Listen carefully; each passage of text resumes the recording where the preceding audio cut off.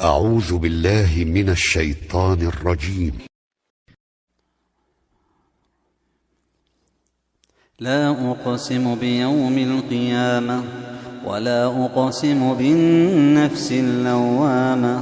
أيحسب الإنسان أن لن نجمع عظامه بلى قادرين على أن نسوي بنانه. بل يريد الإنسان ليفجر أمامه يسأل أيان يوم القيامة. فإذا برق البصر وخسف القمر وجمع الشمس والقمر يقول الإنسان يومئذ أين المفر. كلا لا وزر إلى ربك يومئذ المستقر.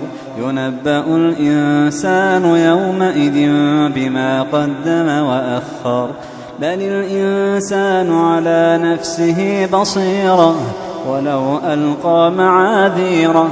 لا تحرك به لسانك لتعجل به إن علينا جمعه وقرآنه. فإذا قرأناه فاتبع قرآنه ثم إن علينا بيانه.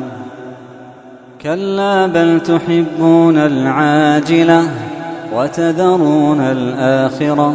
وجوه يومئذ ناظرة إلى ربها ناظرة ووجوه يومئذ باسرة تظن أن يفعل بها فاقرة. كلا إذا بلغت التراقي وقيل من راق وظن أنه الفراق والتفت الساق بالساق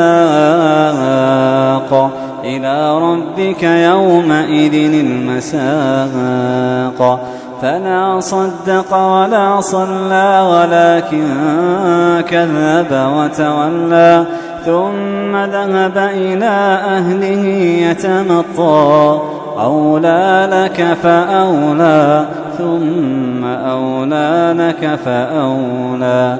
أيحسب الإنسان أن يترك سدى ألم يك نطفة من مني يمنى ثم كان علقة فخلق فسوى فجعل منه الزوجين الذكر والأنثى.